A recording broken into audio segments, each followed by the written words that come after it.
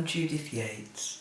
I'm going to give you a demonstration of a close-up of a wild splashing wave, and I'm going to show you a few really nice easy techniques that are very effective, showing light shining through, and then techniques with the brush to keep action and movement, to keep that excitement really of being there by the sea.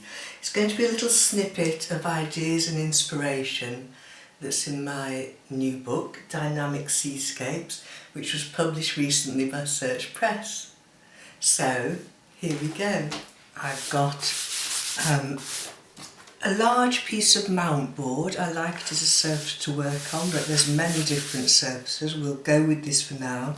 It's quite strong and resilient, and it can take lots of water and lots of layers.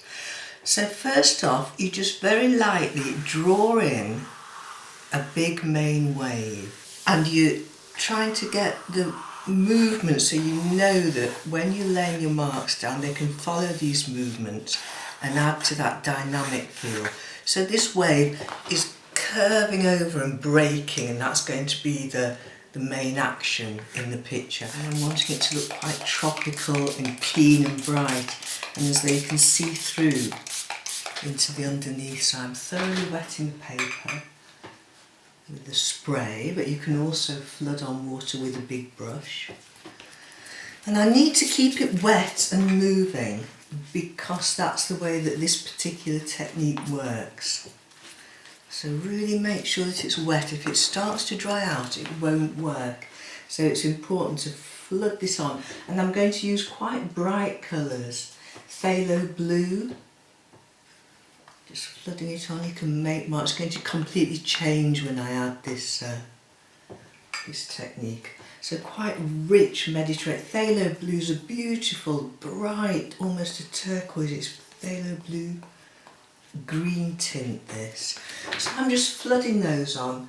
Then bits of bright yellow. I can take this all up today, even though I'm going to come on with the foam. So it's getting brighter towards the top, which waves do when light's shining through. So I'm going to go deeper towards the bottom. And I'm going to use indanthrine blue, but it's similar to Prussian. It's quite an unusual name, but actually Prussian blue is absolutely fine.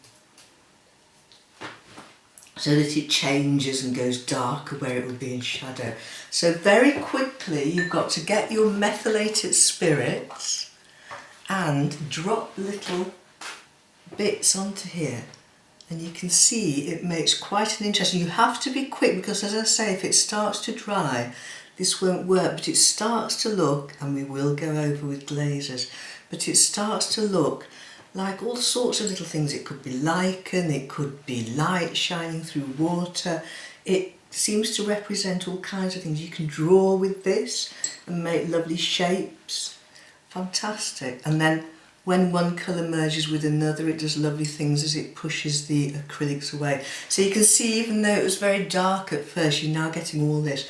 We are going to work over this, so don't forget, it's just a background. So you can add tiny little bits like this, and as it starts, if it's too wet, it looks fantastic, but then it starts to flood back on itself. So you do have to get it, I suppose, sheeny wet rather than drippy wet, because it'll push it away and then it'll start to come back. But as you watch it dry, watching paint dry, you can just add little bits more where you think you'll need it. And as I say, as I put glazes over this, you'll see how interesting it is as it peeks through the glaze and still shows these little marks of glimmer and depth through. So we'll leave that to dry now. Now this is all dry. Before I work on top of it, I'm just going to do a little bit of background. Now we've gone so close into this wave that there isn't going to be a skyline, we're just looking at the sea drifting away. So I'm going to do a mid-toned blue, mixing ultramarine, phthalo, a tiny little bit of raw sienna just to warm it up, and a little bit of burnt umber because I want to knock the colour back. I don't want this to be shining really bright because it's going into the background and it needs to recede. And now I'm going to change onto a smaller brush just to do a few little tiny suggestions of flipping waves. So I'm going to do an even darker version using Indanthrene blue, a little bit of ultramarine, tiny bit of white and a little bit of that umber. And I'm just going to kick in little suggestions of shadow of waves, and all you need to do is little flicks like that. It's almost like little arches because you, as I say, you're not doing detail, it's just a suggestion of some movement back there. And half of this you're not going to be able to see because all this is going to be splash and foam on top of it, but it wants to act as a backdrop. It's just that there's movement and some sort of sway, it's not just totally flat.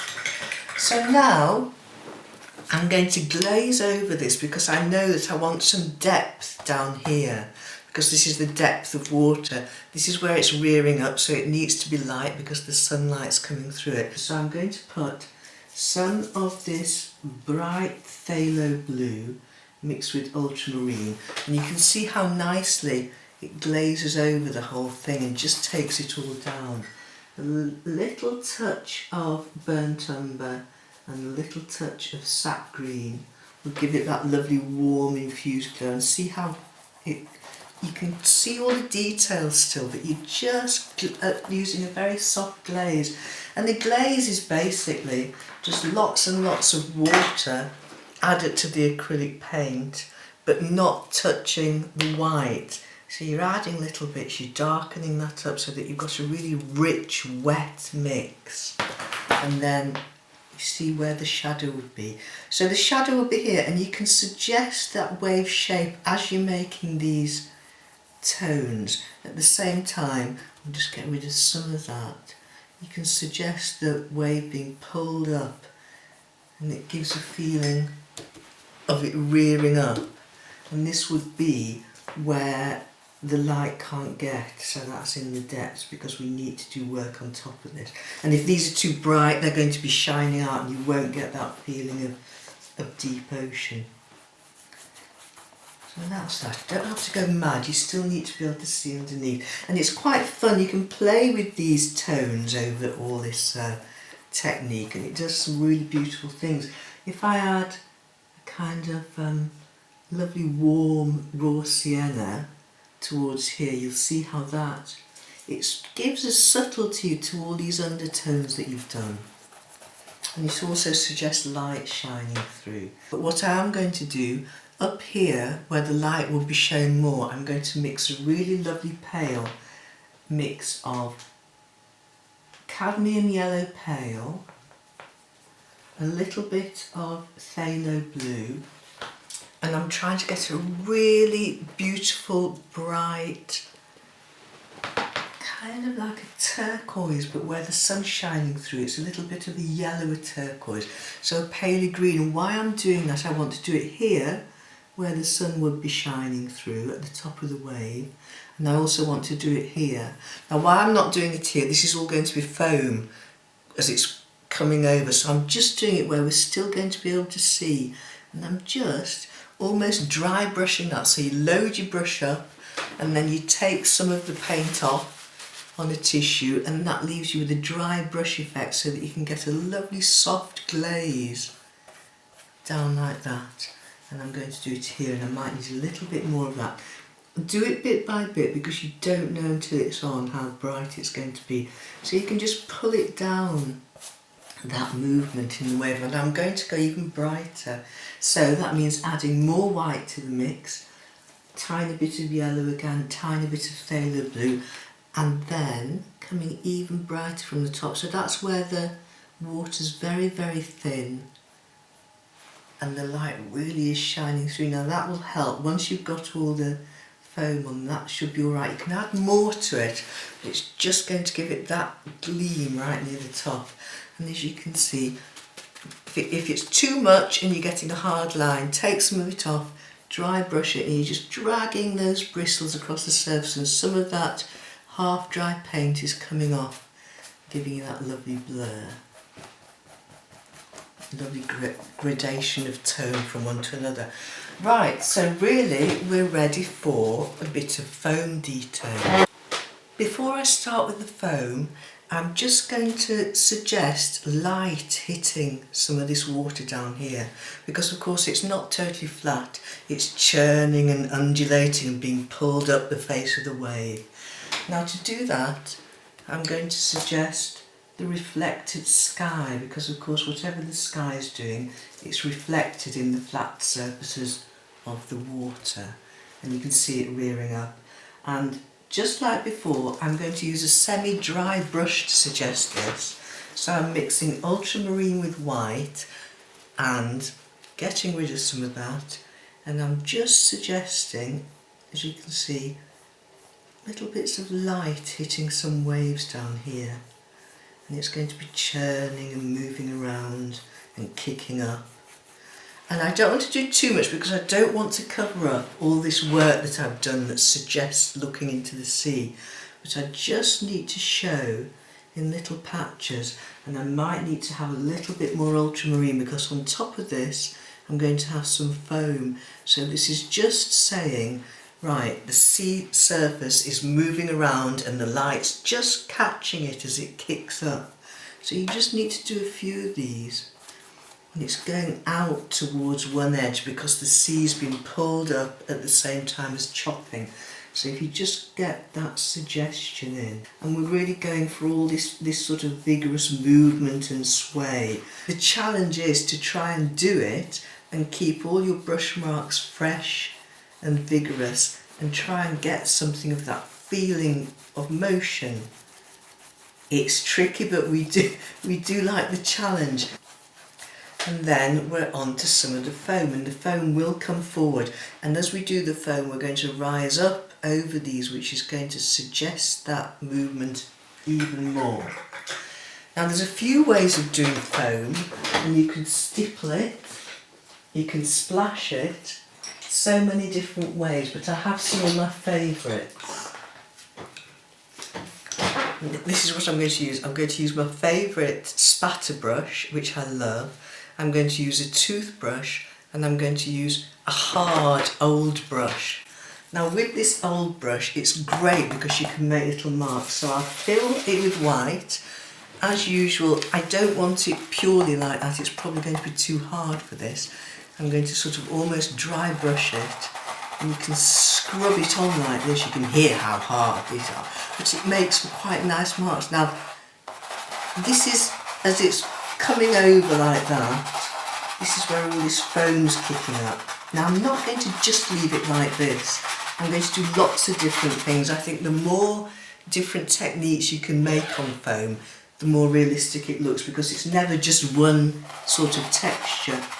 I'm going to add some blue because, as I said, on top of that, the only pure white is going to be the final. So it's going to look quite strange at the moment because I'm describing the foam in shadow, which of course it's just like snow. Any white foam in shadow is going to be blue, bluey purple with a little bit of brown, so it goes towards the greys. So here we go. This is mixing in with the white. This is just the base, then it's going to be coming foamy down here and down here. And then it's going to kick over. It's never regular. It does breaks at all different points along that wave. It comes over and then it's back here, and then it'll be flying up here, which we'll do with these other techniques after. It's just a matter of building up all this interest and mass and try and get some of that energy into it, how it breaks. Another thing is to use a palette knife flat on it. I'm just getting my palette knife. Now to do this, you need to again wipe some of it off. So what I'm doing is I'm scooping up the white on my palette knife so that it's flat against the knife. It might seem wasteful, that won't matter. It might seem wasteful, but what I then do is wipe some of it off, but I can pick that up again later.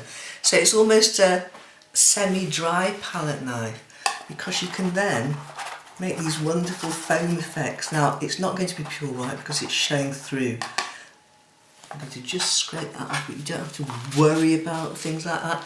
This is a tip I ought to give at this point since I've made that mistake. Always keep, like I didn't then, a wet rag handy in your left hand, or your right hand if you're left-handed, so that if you do make mistakes you can wipe away like that.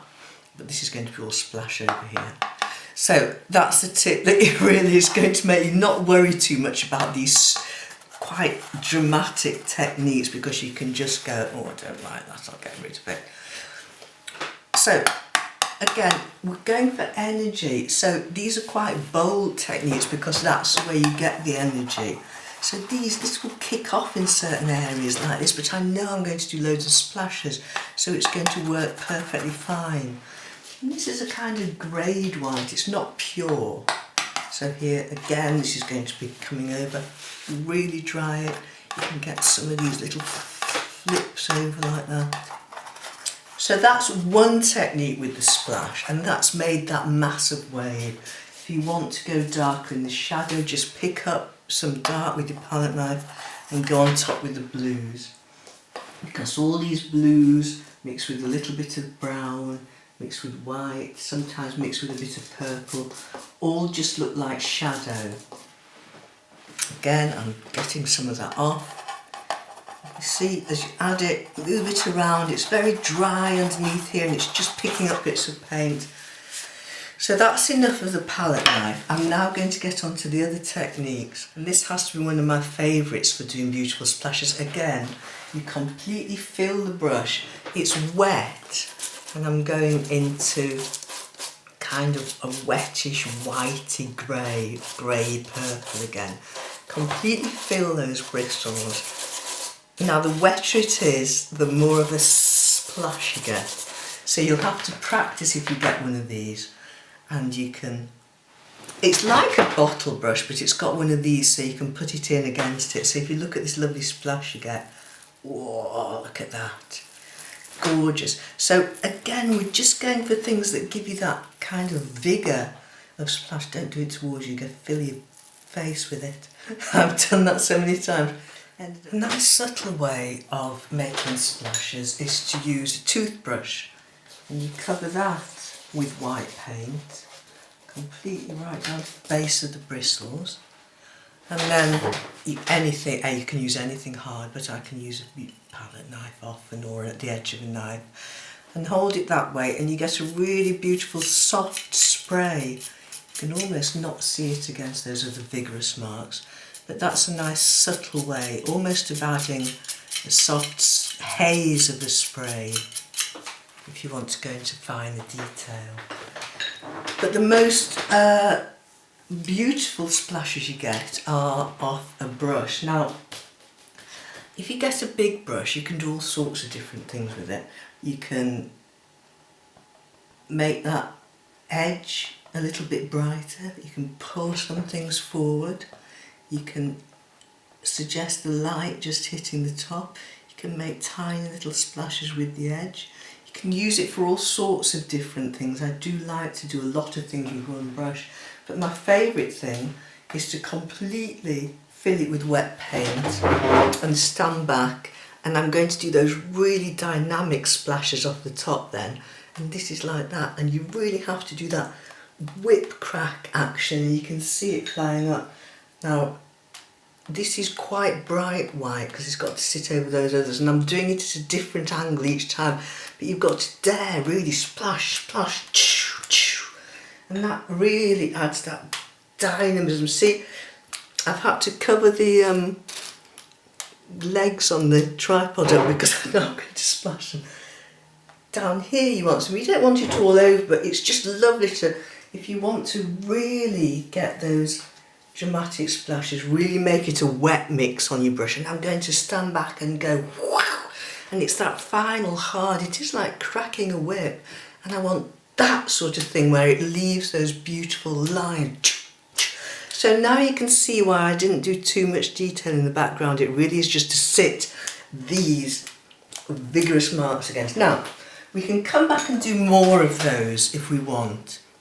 But a painting is all about working one thing against another, and I've got to do some of this sea foam, and I'm going to start with a pale blue and come over on white, and the sea foam gets dragged up and then it also churns over these undulations and it goes thinner and thicker, and as it churns over them it describes the undulations in the sea. So I'm going to mix a very pale blue first because I'll come in with the white highlights after. So it's a pale blue mixed with a tiny bit of purple, the typical titanium white that I use for everything, and maybe a tiny hint of burnt umber just to knock it back and make it subtle. So it's a wet mix that I'm using, it's not really thick paint, and I'm going to start slowly because I know I'll start with a tip. So I'm wanting to do these sort of foamy suggestions where it kicks up, and you can see where you've made these marks where the light's hitting the sea, and that suggests where the wave just slowly rises up, and you can add to that suggestion by doing these foam marks by it. Now you can go quite carefully with this because you don't want to go too mad. And foam sort of goes thicker and thinner and churns round. I'm making sure that I describe these undulations of wave because it's one of the things that's going to make sense of what I've done underneath. And of course it crosses over and then it goes all fluffy and churny, and I'm getting it bigger and bigger coming towards us. So at first it's like anything, it looks strange until you've done quite a bit of it. I'm making that slightly darker so I can come in. So I'll just darken the colour down with more purple and more blue because it was just sitting a bit bright. Now you can go a bit mad with this, and I don't want too much of it, but it certainly starts to look like the foam on the sea, so I'm just sort of drifting it around a bit now. And again, I'm going for that looseness of marks so that we don't go all static and lose that vigour. And this here is just suggesting how that foam sometimes gets dragged up the face of the wave and then back onto the flat surface of the sea. Now, often on the top of these waves the foam can gather in a ridge, so I know that from looking at it, and then it drifts down again into the dip and gathers on a ridge. And I'm trying to suggest that then dips down, gathers, dips down. If you make these motions, it just starts to give the feeling of that wave on the surface of the water. I'll choose a size 4 rigger. That's a tiny one for detail. So I'm going to get a little bit paler, so I'm using a lot more white, but with still a tiny little bit of that blue mixed in. And now I'm going to start going along some of this that I've done, and this is where the light just starts to hit it. Now the light can't hit that foam here, so it doesn't need to go too pale. It can go a little bit paler in patches, but it would actually be in the shadow. So it's really just when it gets to here, so the light's coming over the wave and it's just hitting all these here, and that's how again you can suggest that all this is in shadow by suddenly along that line doing some of these foam highlights. Again, it's not absolute realism, but it is more of a suggestion and an impression of it. So I'm actually, so that I'm not being too careful, I'm holding this wet white filled rigger by the tip so that I get more of this sort of mark. Now remember to keep it flat like this, don't kick it up, otherwise the perspective won't read correctly. So I'm just drifting along some of those marks I've already made, but suggesting highlights just where it's hitting there. So along the top of those undulations is where it's really going to be hitting. And you're starting to get that feel. It's not just sticking to one line and it's whizzing around, because it's totally in motion and churning, and I'm wanting to hint at some of that.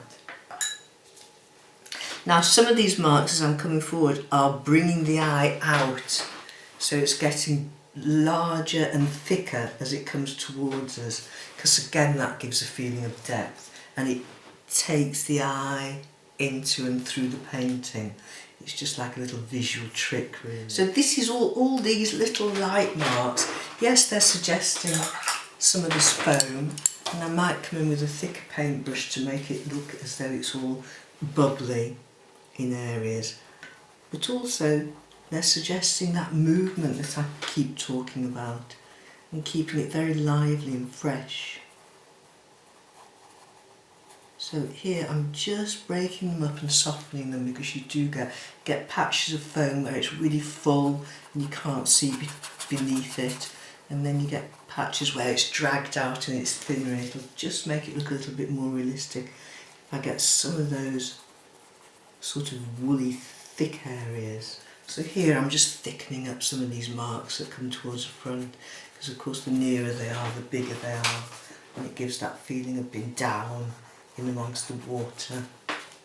I'm looking at it from that angle, and I may come in with some of those glazes. I'll see how it sits, and then of course little bright patches in amongst that, little churning motions, and it's all adding to that vigour.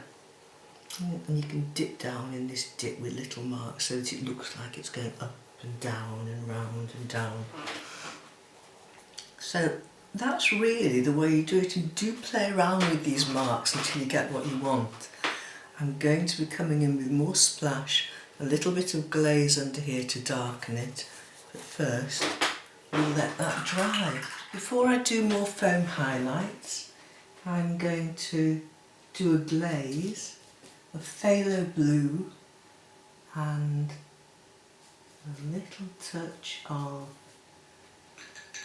Dioxazine purple and sap green. So it's really just a deep rich colour, no white added, because it's just a glaze, you want to be able to see through it. And I'm just going to run it over this down here so that it's suggesting all this is still in the shadow of that wave. So that all those marks I've done underneath are still showing through, but it's taken them down a notch, so you can see how that suddenly looks like it's sitting in shadow. It's a really, glazes with acrylics and with watercolour, you've got to be careful not to pull up the underpainting, are a lovely way of adding that depth to all the work you've done. You can add it within these waves so that each side of the wave suddenly looks like it's in shadow. Be careful not to overdo it, but at least it gives that feeling that it's dipping down and rising up. So it's really taking it back into a real depth. There we are. So suddenly, like any painting, as soon as you put darks in, it makes the brights look brighter, and that's a nice way of doing it. It's just that you've suddenly got contrast. I can take that almost up to the end of that foam, because of course that's all in dark, and all of a sudden, if you do these glazes bit by bit, again keep a wet rag handy in case you go too far, because you can wipe it off quickly, but if you just build them up bit by bit, you start to see what effect they have in suggesting shadow and depth, and I think that's working quite nicely now, because it's suddenly given it 3 dimensions. So with this foreground, I'm going back to my very thin rigger, because we're about detail now and it's a size 0. So I'm dipping that in very wet white paint, holding it by the end again, and this time I'm bringing this forward, but in tiny little flips of foam, and I'm letting it wiggle backwards and forwards, and it's suggesting tiny little bright highlights on foam. It's a strange little action, but I'm almost in control, but a little bit out of control, and just letting this very wet paint flick off it over what I've already done. Now you can, obviously these things, if you haven't done them, practice them on a bit of paper next to you. I sometimes have a bit of card here if I'm not sure. And again, you're making marks like this. It's little highlights catching that foam running over the water. and coming up towards the front. If you make all these little marks, again, it's vigour, it's foam, it's suggesting all sorts of things, it's bringing light into the picture. I'm going over to this side again. And you can play with this to your heart's content until it's right. I'm letting little splashes slip off there so that it still looks like it's churning down here and splashing around. If you want some definite splashes, just flick it off the end of your brush and that'll add again. It's almost like maybe it's tumbling on the shore here and it's creating splashes. So make those splashes. It's just all merging in with this. It makes sense because it's happening up there.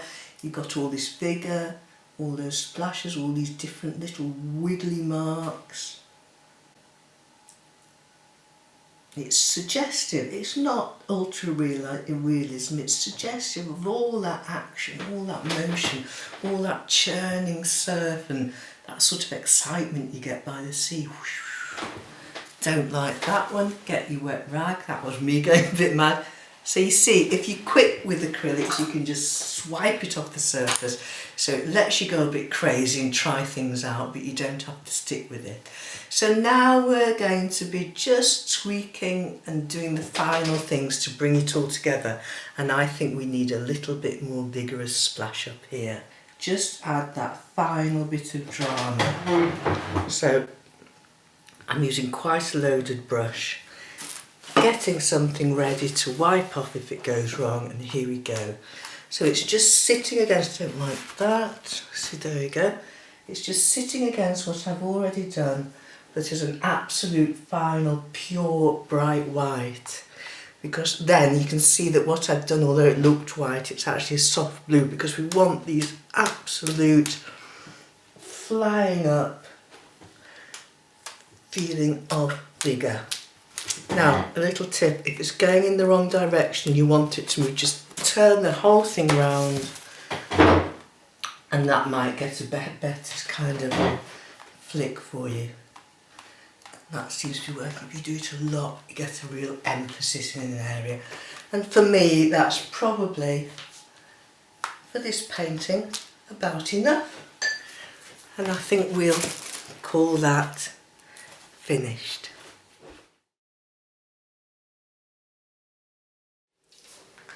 Well, thanks for looking in. I hope you enjoyed it. And remember, there's lots more techniques, inspirational ideas in Dynamic Seascapes. So I hope to see you again. Bye for now.